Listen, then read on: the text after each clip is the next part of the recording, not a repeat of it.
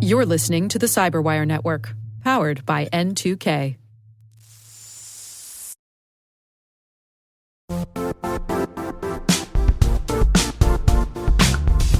Most security conferences talk about Zero Trust. Zero Trust World puts you inside. This is a hands-on cybersecurity event designed for practitioners who want real skills, not just theory. You'll take part in live hacking labs where you'll attack real environments, see how modern threats actually work, and learn how to stop them before they turn into incidents. But Zero Trust World is more than labs. You'll also experience expert-led sessions, practical case studies, and technical deep dives focused on real-world implementation. Whether you're blue team, red team, or responsible for securing an entire organization, the content is built to be immediately useful. You'll earn CPE credits, connect with peers across the industry, and leave with strategies you can put into action right away. Join us March 4th through the 6th in Orlando, Florida. Register now at ztw.com and take your Zero Trust strategy from theory to execution.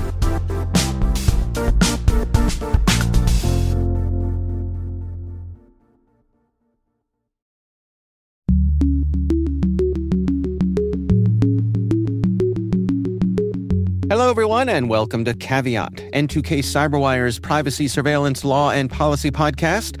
I'm Dave Bittner, and joining me is my co-host Ben Yellen from the University of Maryland Center for Cyber Health and Hazard Strategies. Hey there, Ben. Hello, Dave. On today's show, Ben has the story of the Supreme Court agreeing to take up a high-profile case on geofence warrants. I look at the global question of digital sovereignty. And later in the show, Brian McGinnis, partner at Barnes & Thornburg LLP, discusses youth protection and data privacy and the Federal Trade Commission. While this show covers legal topics and Ben is a lawyer, the views expressed do not constitute legal advice. For official legal advice on any of the topics we cover, please contact your attorney.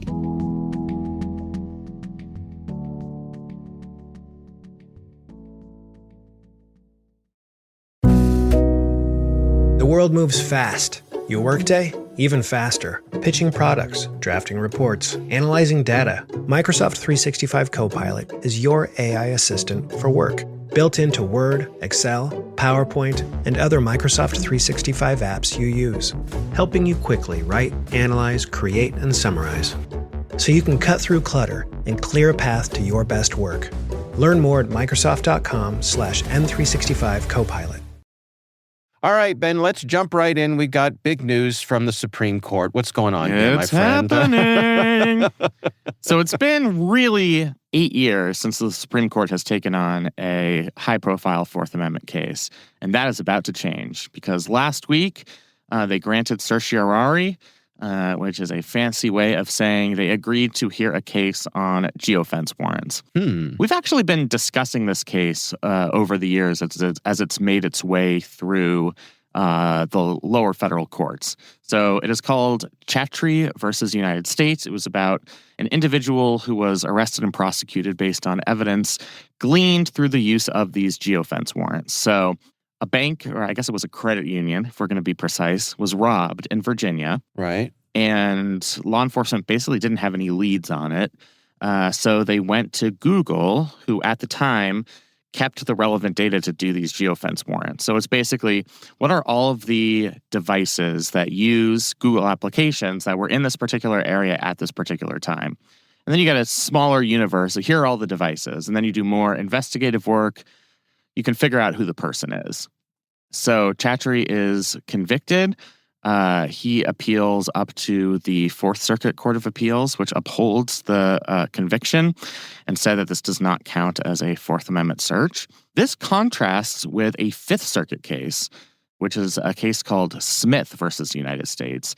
And they came to the opposite conclusion in that case, that a geofence warrant is incompatible with the Fourth Amendment because there is no way to structure a warrant that meets the Fourth Amendment's particularity requirement. So the particularity requirement means that you have to describe the persons to be searched or the things to be seized. And almost by definition, with a geofence warrant, you don't have a suspect. And You're not really describing necessarily a place to be searched, although I think that's really the open question about this case. Right. How small an area can you put the fence around might be Right. at play So, here. on the one hand, you have what our founding fathers found extremely offensive, and kind of the impetus behind our Fourth Amendment's drafting is the so-called general warrants, where it's go into this house and see whatever, see what you can find. And We're we'll going to arrest look this person. around, go through your drawers to see. So this certainly in some ways feels a lot like that. But in other areas of the law, we allow law enforcement to look through extremely large databases, even without having identified a suspect, and use whatever data we glean at least to start a criminal investigation. And so that's basically what the Fourth Circuit was arguing, and I think a lot of legal scholars, is if you are searching X number of communications, if you're trying to find that needle in the haystack, you necessarily have to search the whole haystack. So is that type of search any more broad or fundamentally different than what we're doing with a geofence warrant, where we're starting with a large universe, and for investigatory purposes, we're trying to narrow that down to a small subset, which is people who were in a particular area at a particular time. Yeah. So this is exciting for us Fourth Amendment nerds. It has certainly been a minute. And my guess, since I know you're going to ask this question, Yes. I'm preempting you. Okay. My guess is that we'll have oral arguments by end of March, early April. Oh, that quick. And then a decision by the end of June. Wow. So we got action, Dave. So is it because that the Fourth and Fifth Circuits disagree on this that spikes the Supreme Court's interest? Definitely. So when you have a clear circuit split like this, those are the types of cases that are high profile enough that the Supreme Court will want to take them on. That's really how they see their role most clearly. Sure, there are going to be some cases where there might be consensus within the circuits, but the Supreme Court says all of you are wrong. That happens, especially if circuits are trying to interpret previous Supreme Court precedent and the makeup of the court changes. And the court says that's not precedent anymore. So obviously, your most famous example is the Dobbs case, overturning Roe versus Wade. Right. But really what they try and do in most circumstances is identify these areas where there's an inconsistency between circuits. It's not great to have a legal system in this country where in an arbitrary group of states, depending on their geography and depending on the makeup of their circuit courts, there is one rule for conducting geofence warrants, and in other states that are randomly in a different place, just because they have a different set of judges, there are completely different rules. Having that level of uniformity so that people know what to expect, that there's kind of a clear statement of the law, those are the kind of disputes that the Supreme Court really does try to solve. Any tea leaf reading here, or knowing the players on the Supreme Court?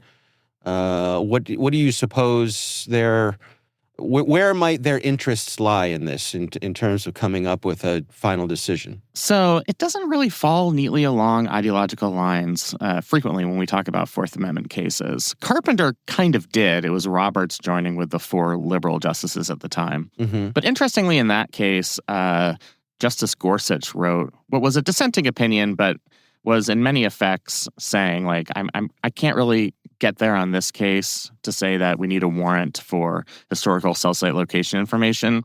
But the Fourth Amendment in the age of modern technology needs to be changed and reformed. And we have to have some better lens of understanding it than the one that we do now. So I'm very curious about the questions that he asks in oral arguments.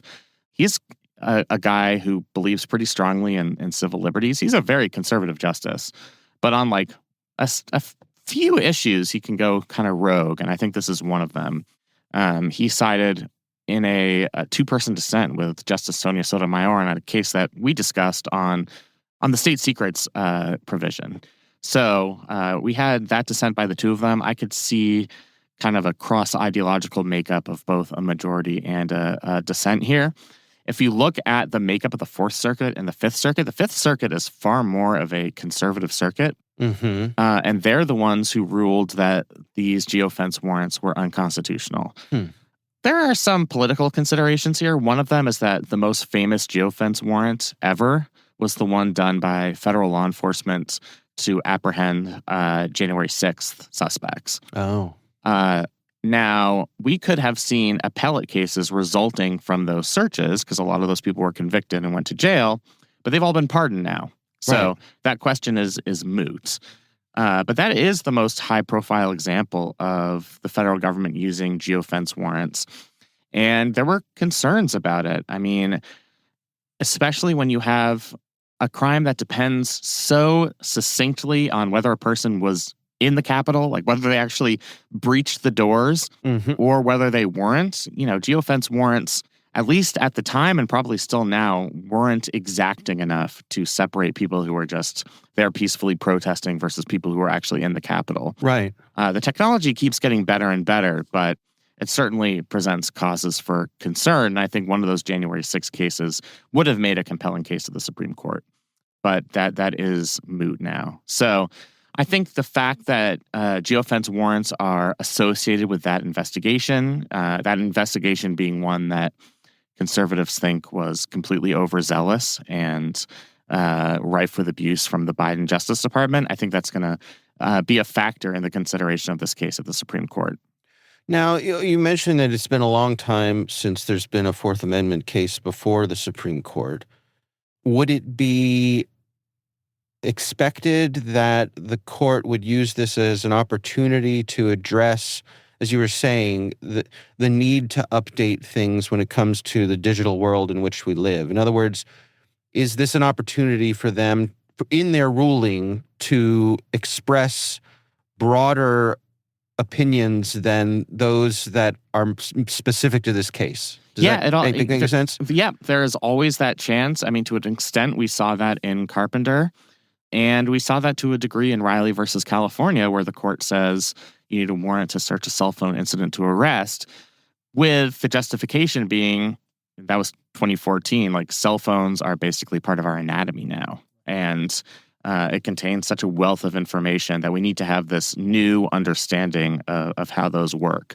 I think it's going to be a little harder to get to that kind of broad, we're changing our entire jurisprudence type of thing in a case about geofence warrants, because I think this is a unique circumstance. It's a unique type of, the warrant itself is what's unique here, not necessarily the technology, if that makes sense.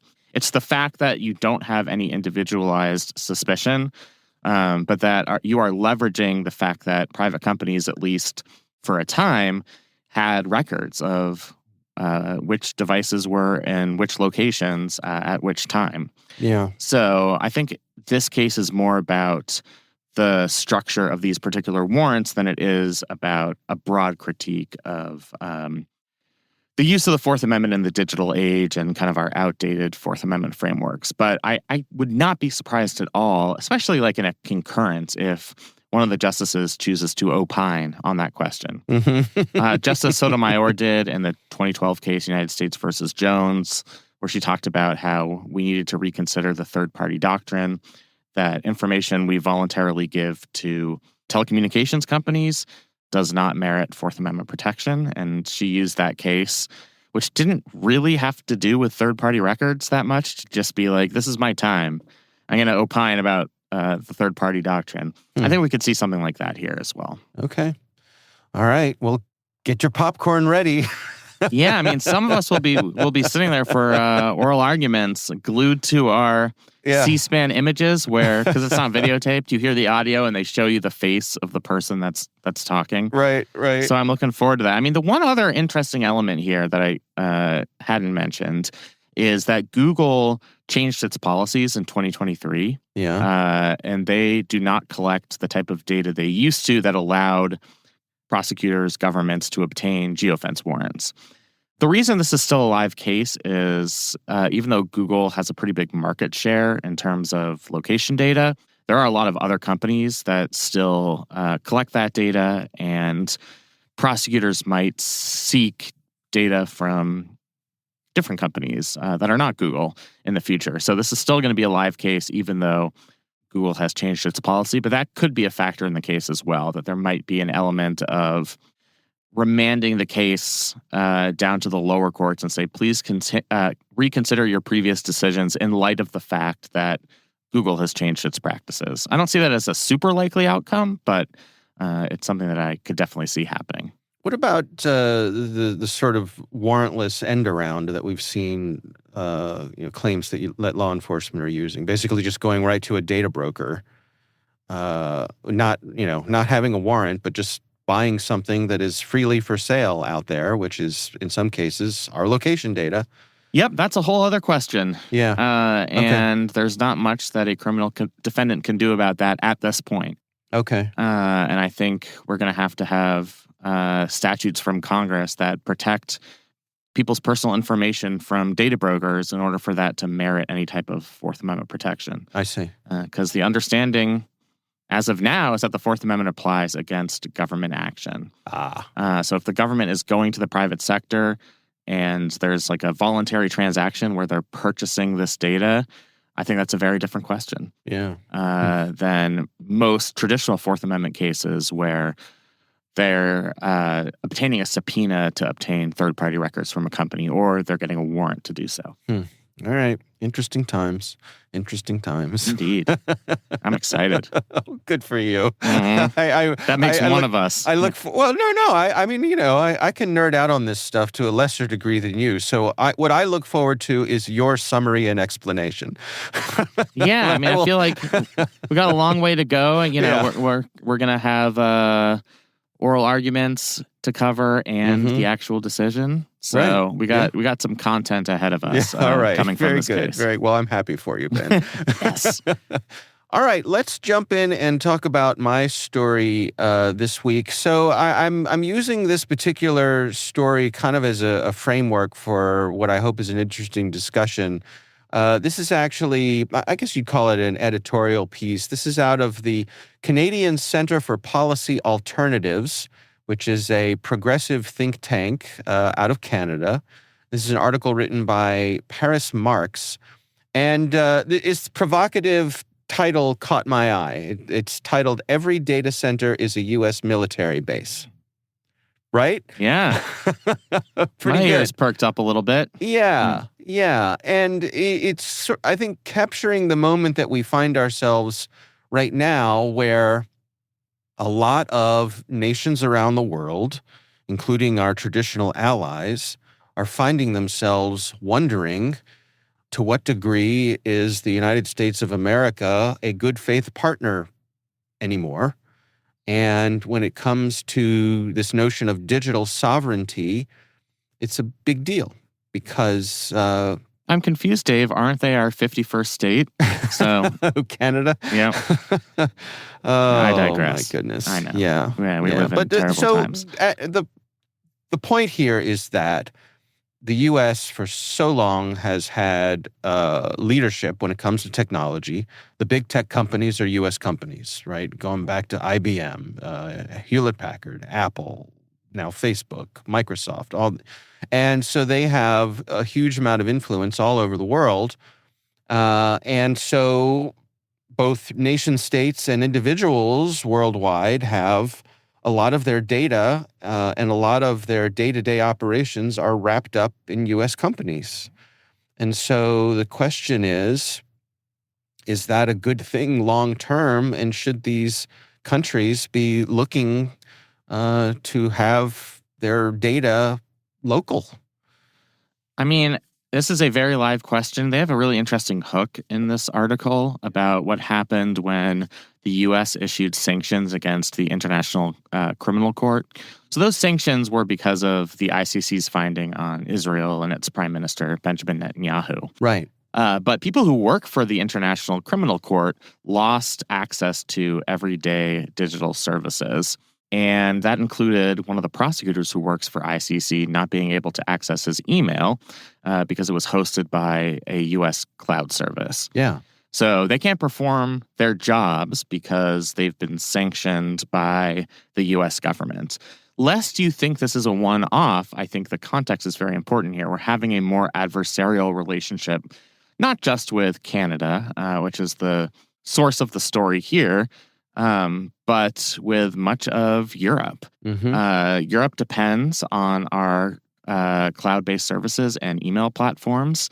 They depend on us economically. They have depended on us on national security matters and cybersecurity matters, and we've had a very cooperative relationship. But a lot of that has been thrown into flux. A lot of things have happened over the past year. Not just the fact that we might invade Greenland, Right, and blow up the NATO charter, which would be very bad, and that would probably permanently sour our diplomatic relationship with most NATO countries. But even if that doesn't happen, I mean, there have been other things that we've done, like pulling out of the Five Eyes intelligence agreement, these sanctions against the International Criminal Court, all of our bizarre hostility against Canada and Europe when it comes to tariffs and continuing threats of tariffs if these countries don't take particular actions. In Canada's case, referring to it as our 51st state and being kind of adversarial. So I think this is a really important question for these other countries, Canada and countries in Europe, is should they reconsider their relationship with the U.S. and these companies, or should they turn toward having more digital sovereignty? And I think this is a live debate that's just going to go stronger as we move through Trump 2.0. yeah. They talk about concerns over the U.S. having a kill switch over their technical infrastructure. Basically, the president of the United States could change his mind on something or get a bee in his bonnet about something and insist that U.S. tech companies no longer do business with former ally. It's fair to call them former allies, traditional allies, with whom we are having a spat with, long-term, short-term, whatever.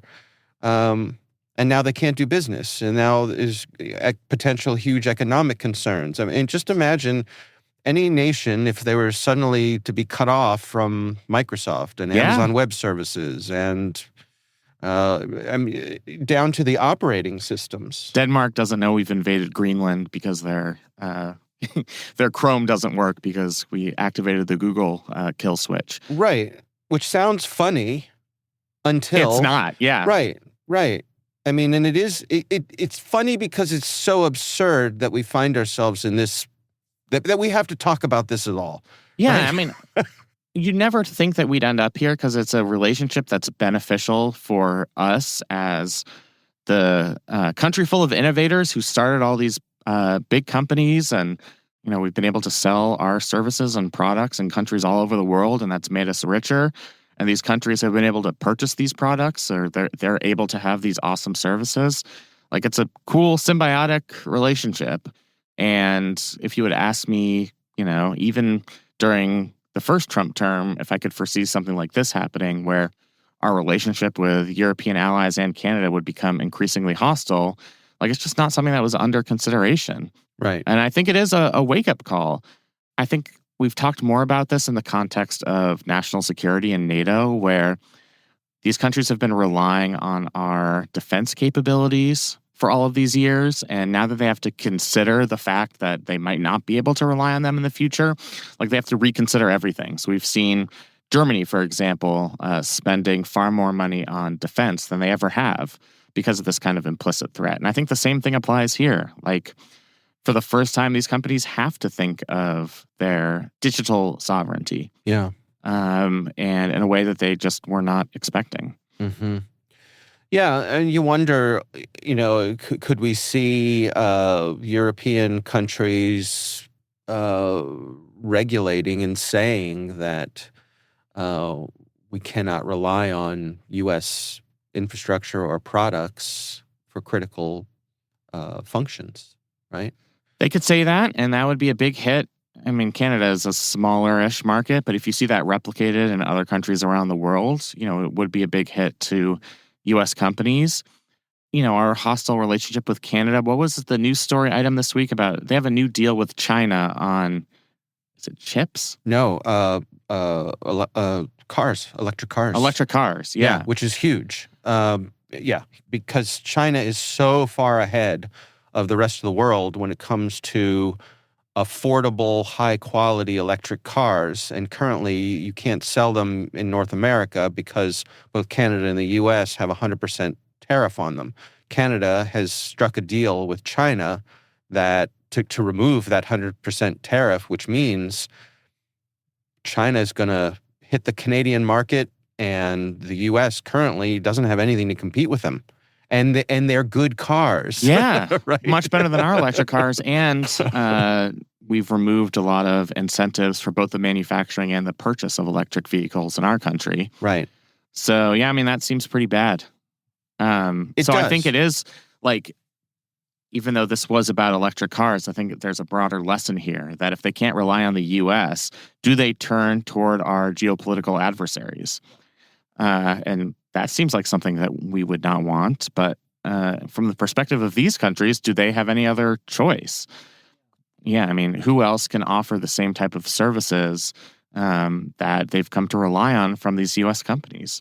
Right, which I think also speaks to the broader issue of, to what degree do you shift to other nations around the world, as you say, shift from the U.S. to China for supplying some things like electric cars, pretty fundamental product, versus working on spinning up your own local version of that. In other words, Canada saying, well, we can't rely on anybody. The lesson we've learned from this is that we have to be self-reliant, right? And when it comes to digital things, so we need to spin up our own companies or support our own companies or whatever. But we have to be prepared for the real possibility to go it alone. Yeah, and maybe that's a better silver lining if that's the ultimate result. Companies try and become, or countries try and become more self-reliant. But my fear is Canada just doesn't have the capability to spin up cloud-based computing services that don't rely on U.S. companies in a short period of time. And so the alternative is going to be that they're going to buy products from China and other adversarial countries. Right. So, and that to me is not a good result for us, the United States. It seems like an own goal, in my opinion. Right. But again, yeah. I know a lot of people feel differently, and I think there's a widespread view that these countries have taken advantage of us. Certainly that's what President Trump has said in a bunch of different contexts. But yeah, I think we're going to start to see the consequences of that. Yeah. To what degree do you think it matters, the actual geographic proximity of Canada being our neighbor to the north versus Europe with an ocean between us? It matters less than it used to, just because, we can we can fly planes to Europe pretty quickly. We can communicate electronically with Europe. I think it's more that Canada has been our most stalwart ally. There used to be a presidential tradition going up until Trump's first term that a president's first diplomatic visit would always be to Canada. Oh, is that right? I didn't know that. Yeah, we've cooperated with them on everything going back decades. On 9/11, when international flights had to be diverted, these small towns in Canada took in planes full of U.S. persons and took care of them before the embargo on flights ended. So I think we do have a special, unique relationship with them, whether it's because of proximity. I think historically it probably is because of that proximity. But it's certainly something that's being put in jeopardy now. Yeah. All right. Well, we will have a link to that story in the show notes. And of course, we would love to hear from you. If there's something you'd like us to consider for the show, please email us. It's caveat@n2k.com.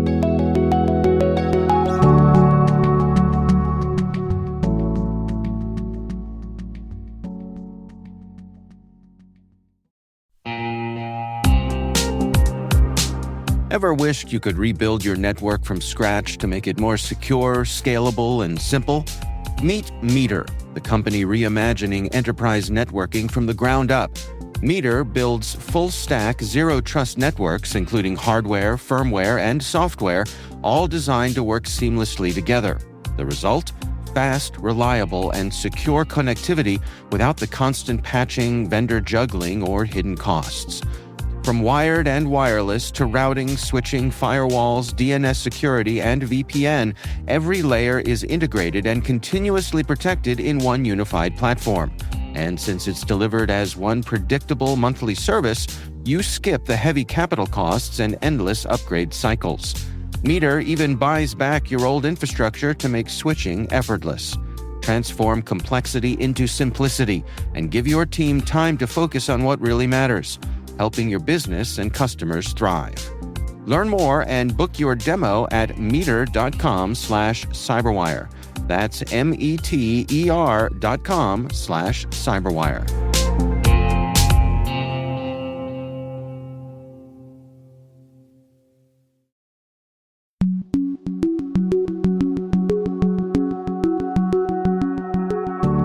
All right, Ben, our guest this week is Brian McGinnis, a partner at Barnes & Thornburg, LLP, and the conversation centers on youth protection and data privacy and the Federal Trade Commission.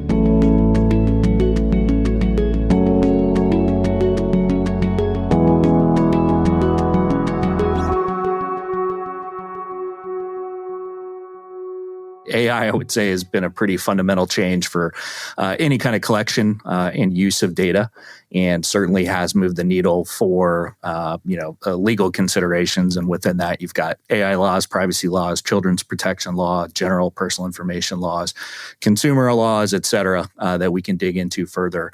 But the advent of AI is, in particular, I think, going to have a huge, and already has started to have a huge impact on children and the collection of data. I mean, so in the U.S., as you know, we've generally lagged behind the rest of the world when it comes to laws regarding the collection and use and sharing of people's information. We've started to catch up here in the last 10 years or so or less, and continue to do so with a whole host of new laws that are aimed at giving people more notice, providing further transparency about the collection and use of their data. But children's data and other sensitive data types like healthcare under HIPAA and financial regulations around financial data, et cetera, have been considered historically more sensitive information that get a higher level of protection. So COPPA, for a while, we've been under that law protecting children's information, but that thing is getting as gray as I am these days. It's about 27 years old, I think. And so you're dealing with a law that was passed, honestly, in a different age, in a different era, trying to account for and keep up with technology as it continues to evolve, and presumably still protect children. Now, obviously that's the primary goal of this law, but it's a little bit outdated, and certainly was passed in a time when we didn't have as many technological considerations as we have now.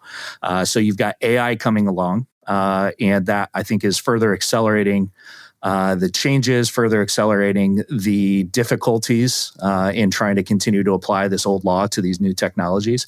And it's become pretty clear that we need a new path. We need some new laws. So you've got updates to that law. You've got state laws coming in that are trying to protect that. But one of the big things it's doing is really moving away from a world where we are relying entirely on sort of people saying what they're going to collect and getting consent to collect these things, and moving much more towards an era where in the background, the technology is able to do a lot more things that it just wasn't capable of doing previously, right?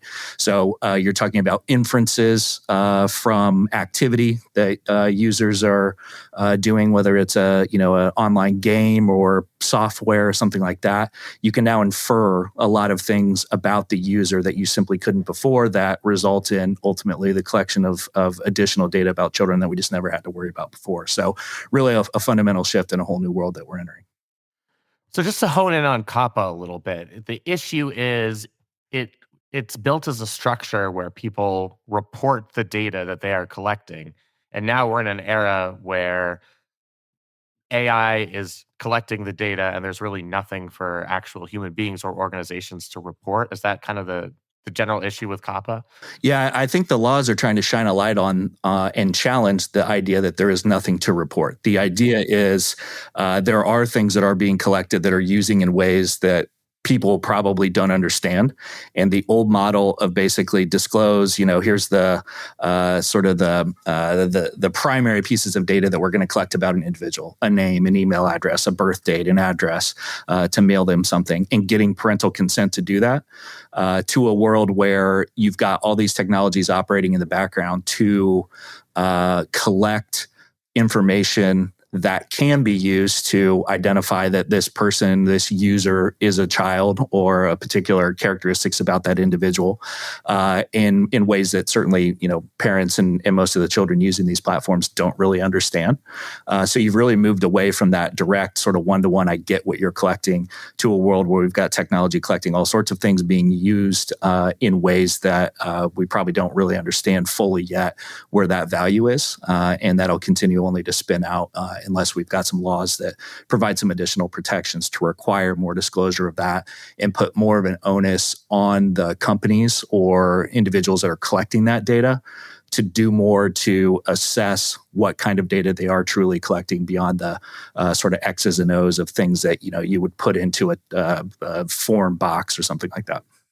So before we get into what the private sector can do, obviously, we've been waiting decades for a federal data privacy law. I think I'll go fully gray and even bolder by the time that happens. It's coming soon. I've been assured of that for 10 plus years at this point.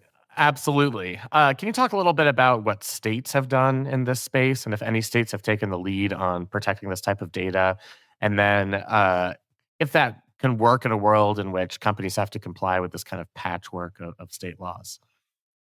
Yeah, I think it can. So, what it does is essentially create a vacuum in the absence of a federal law, privacy law, AI laws now, children's protection laws that are outdated, that states want to fill, right? And when you're talking about more sensitive data points like children's data, I don't think it's hard to find much support to say, yeah, we probably should be doing a better job of protecting our children against, misuses of their information. At the same time, you've got, again, this increase in technology. When we were growing up, the technological landscape looked a little bit different than it does now. The number of apps that are out there, the number of services. Now you've got, teens spending some pretty serious time talking with like chatbots, for example, disclosing some pretty sensitive information about themselves that they wouldn't want disclosed. Otherwise, and some real world impacts coming as a result of unauthorized disclosure of those kinds of things. So the states are stepping up and saying, well, if you're not going to give us a federal law, we're going to pass our own law. In principle, that's great. It gives protections, at least in that state, that are at a much higher level than individuals would otherwise have. The problem is for platform developers, software developers, app developers, game developers, et cetera, it becomes really, really complex to be able to comply with that. So a lot of my practice is really helping companies who want to do the right thing try and figure out, okay, there's this patchwork of state laws out here in addition to federal stuff that touches on this, in addition to international considerations. How do we do the right thing here? How do we navigate through this? How do we show that we care about protecting these people? But just, even if you want to, and even if you've got an unlimited budget, it can be really difficult to really navigate that successfully. So you've got a number of states, New York, Maryland, California, have all passed some laws that are specifically targeted to the protection of children's information. There's a handful of other states as well, doing things along the lines of, AI protections and age verifications, data broker registration, things like this. And then one of the other things that we're really seeing that I think is really a best practice and a trend is bumping the age up. Historically in this country, because of COPPA, we've really considered the children to really be those who are under the age of 13. What that misses, of course, is that age or those ages between 13 and really 18 of a whole group of teens who are, heavily on their phones, heavy users of technology these days. And there historically in this country hasn't been protections for them. And so that's another gap that both state and federal laws are looking to fill, which is how do we account for these age groups. And, I've got kids of my own, and it's really disparate when you're talking about, a 13-year-old versus a 17-year-old. They go through a lot of changes in those years, right, too. So we're seeing these laws even further break that down, age 13 to 15 being treated differently than 16 and 17-year-olds, for example. Apple, Google, other app stores are being required to revamp their age ratings so that it's has more teeth in it in terms of putting the responsibility on the app developers to really categorize their apps appropriately according to the data that they're going to collect based on age, and then putting restrictions on the uses of those ages. Those kinds of things are really filling the gap here in a lack of a privacy law. So let's dig down and get a little bit more granular when we get into the private sector. So start big picture with the big tech companies. What kind of data minimization do you think they could do to help alleviate this problem a little bit, to prevent the mass collection of data and the use of artificial intelligence? Yeah. I would start with data collection is a choice, almost always. And people are putting tools in place that collect the data that they collect. For the longest time, we have operated under we need to collect more. What more can we collect? If I collect this additional data set, then I can get, more information about this person. That makes me basically a more effective advertiser, makes my data set more valuable. I can sell it for more money, and therefore I can make more money as a company. When you're talking about sensitive data, though, when you're talking about children's data, you really need a whole other set of considerations, I would say, for that. And it's really not what can we collect, but what should we collect? And I think starting from a blank piece of paper and only collecting those data points that you have to collect in order to provide the service or the platform is really the strategy that should be employed here. Now, that's a completely different set of considerations if you're, building an app who's generally targeting adults or older folks and happen to collect some information about a couple, teenagers who might be interested in using your product than it is for those companies that are specifically being built for children. Obviously, they're going to collect a lot more, but then, by nature of that company, they're going to hopefully take more steps to make sure that they're doing that in a compliant way, in a way that respects the sensitivity of that data of those individuals. But really keeping a close eye on it, understanding what data you're collecting. I can't tell you how many clients I work with who, whether it's the marketing tools or the companies that they're working with or the partners or the business teams, there's so many opportunities out there. There's so many people selling into the data collection sort of world and business to choose from, to get them to pause and stop and say, okay, maybe we could get more, but in this case, we're going to choose not to collect additional information. We're going to limit the data that we collect, maybe because that's sensitive information about a child, and really put in place a set of principles within our business that says we're only going to collect information about children under these circumstances. We're going to minimize the data we collect to the bare minimum to protect the individual, protect the child, and make sure that data doesn't get into the wrong hands one day that can negatively affect them, make sure it's not being used to make decisions about them, et cetera. So there's a lot of protections you can put in place, but it really starts with making sure you're only collecting the minimum amount of data that you need in order to accomplish the goal. And is that scalable organization to organization? Like, does the advice differ for your larger clients versus smaller organizations that might not have the same type of resources? Or is that not something you've really seen so far? It can. I wouldn't say that's the biggest divider. The bigger divider is, what are we trying to do here? What type of business is this? Is this an online-only company that's collecting a bunch of consumer information? Or is this, a traditional manufacturer, B2B company, et cetera? But the size does matter in the sense that the compliance efforts, as you collect more data, get heavier, get more involved. And require more, and therefore require more cost. So if you are a small company, I don't think the answer is we don't have the money to comply with these laws. It's how do we collect the minimum amount of data necessary so we don't have to deal with compliance with a lot of these laws, because we've gotten out of it through things like privacy by design and data minimization.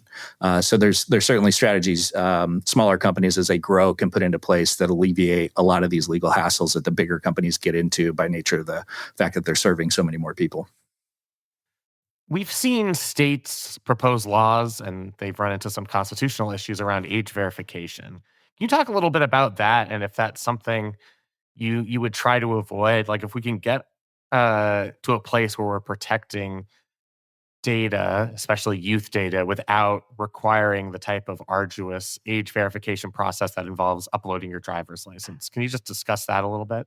Yeah, I mean, one of our core principles when you're thinking about things like responding to data subject requests under privacy laws, where they're reaching out to request deletion of their data or a copy of what data you've collected about them under the various privacy laws, is don't collect new information from an individual in order to provide that verification. So when you've got laws that are really, like you said, collecting driver's licenses, passports, those kinds of things, requiring additional information like parental information. We could think of a scenario where it would be to the child's disadvantage to have to tell their parent about something that they're doing online or want to do, et cetera. It becomes tricky, right? So those are issues. I think that we need to have those conversations. But have them in a way that's keeping the ultimate goal in mind, which is how do we provide more protection for these individuals? I think the answer is really putting more responsibility onto the platforms and taking it off of the individual as much as we can. So much of the online world has been set up such that it's like, the old days anyway, if I put some kind of a notice in my 2-point font privacy policy and tuck it away in a corner of my website somewhere, I can effectively collect and do whatever I want to do because I've provided notice. That puts all the responsibility onto the individual to read every single one of those privacy policies. And despite the fact that I spend a lot of time writing those, I imagine maybe not everybody reads them as much as I do. Yeah, right? Yeah, exactly. Let's be real. So, that's kind of the old way of doing things, but putting more responsibility on the apps and the people who want to collect this data to put in place, certain precautions and procedures to make it less likely that they're not collecting a bunch of data that they really don't have any need for and aren't really capable of ensuring that it gets protected and secured is important. So there's a balance in there somewhere. Collecting official government documents is a bit tricky. So maybe we can find some ways and design some ways around that. But then, again, if that process is controlled not by the individual, but by the much smaller number of, let's say, vendors or operators or developers, and for example, you can handle verification via one app store for all of the apps that you download. Now you're only giving your driver's license to, or parental consent or whatever sensitive data point to that app store, who then controls it for all the other apps. That's better than a bunch of, startup apps who now all have that same information, and most of whom aren't probably prepared to protect it at the same level as the bigger companies. I think that's probably the solution.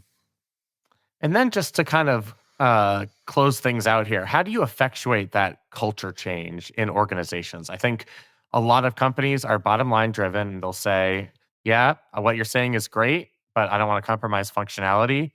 And it's hard to do the type of work that you're advocating. So how do you kind of change that culture? What are your key messages? Yeah, I mean, you've really hit on something that is a very real problem within the companies that I work with, right? Their goal is to build the brand, build the company, build up ultimately revenue. And a lot of these privacy restrictions can go against that. One of the things that we work a lot with companies on is, we're not going away from this. I think the restrictions or regulations are only going to continue to tighten, whether that's privacy, AI, children's data, et cetera. We're in the early stages still in this country of really regulating that data. So that's the future. That's where things are heading. If we're going to have to get there ultimately, why not start now, and why not do it in a way where we kind of get credit for the compliance that we're doing? So instead of treating privacy compliance or children's data compliance as the eating your vegetable situation, get out there, do it, do a good job of it, and then use it as a marketing tactic or part of your marketing strategy. Obviously, you have to be good at it. You have to be authentic in that. But if you're a company that really does care about this, if you're a company that has really taken this into account and wants to protect users, especially some of the more vulnerable users, you can, really carve out a market position by doing that. So I think getting the buy-in from the top of, we are a company that wants to do right, we are the kind of company who does things in this way, I think it really ultimately serves to enforce the company's brand and reputation and standing, and can really drive business as opposed to just being a cost center. So getting that ultimate buy-in is just really critical in helping drive the company in that direction, and then doing a good job of all these protection things as they come along, and then looking down into down the road to see where the future future is heading with the increase in laws that we're going to have here. And then, of course, that's I guess more of the carrot approach. The stick is another area that I see increasing, and that's on enforcement. So we're still in early days, I would say, of all of these laws coming about. There's been a bit of a period of allowing companies some time to get compliant and to account for these things within their business practices, but we are already seeing an increase in the enforcement of these laws. I think we've got a lot of the tools that we need really to ensure that the market is taking account of the sensitivity of people's information, giving them more choices in the use of their information. So that continuation of enforcement, the more the number of fines, the more somebody else in your industry, one of your competitors gets hit with one of these things, the more I have conversations with clients about, I don't want that to happen to us. What do we need to do now to make sure that it doesn't? So if that's the way we need to get there, that's fine too, I think, so long as we get to the ultimate goal, which is making sure people have more control over the use of their information. Well, thank you so much, Brian, for joining us and for this, I think, really insightful conversation. Yeah, it was a lot of fun. Appreciate you having me. Thanks, guys. And again, our thanks to Brian McGinnis from Barnes & Thornburg for joining us. We do appreciate him sharing his expertise.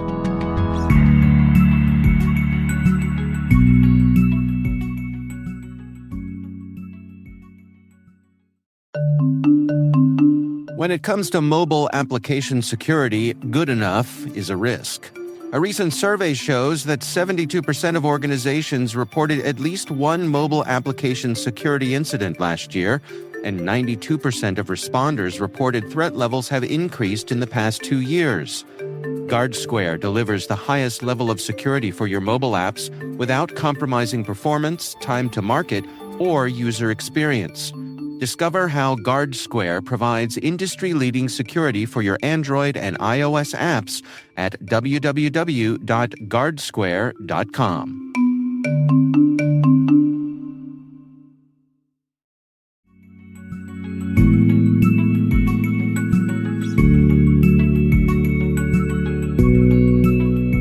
And that is our show, brought to you by N2K Cyberwire. We'd love to know what you think of this podcast. Your feedback ensures we deliver the insights that keep you a step ahead in the rapidly changing world of cybersecurity. If you like our show, please share a rating and review in your favorite podcast app. Please also fill out the survey in the show notes or send an email to caveat@n2k.com. This episode is produced by Liz Stokes. Our executive producer is Jennifer Eiben. The show is mixed by Trey Hester. Peter Kilpie is our publisher. I'm Dave Bittner. And I'm Ben Yellen. Thanks for listening.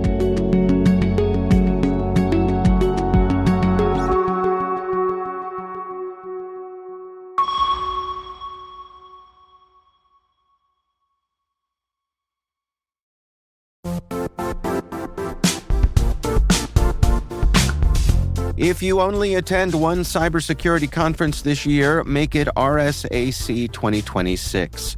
It's happening March 23rd through the 26th in San Francisco, bringing together the global security community for 4 days of expert insights, hands-on learning, and real innovation. I'll say this plainly, I never miss this conference. The ideas and conversations stay with me all year. Join thousands of practitioners and leaders tackling today's toughest challenges and shaping what comes next. Register today at rsaconference.com/cyberwire26. I'll see you in San Francisco.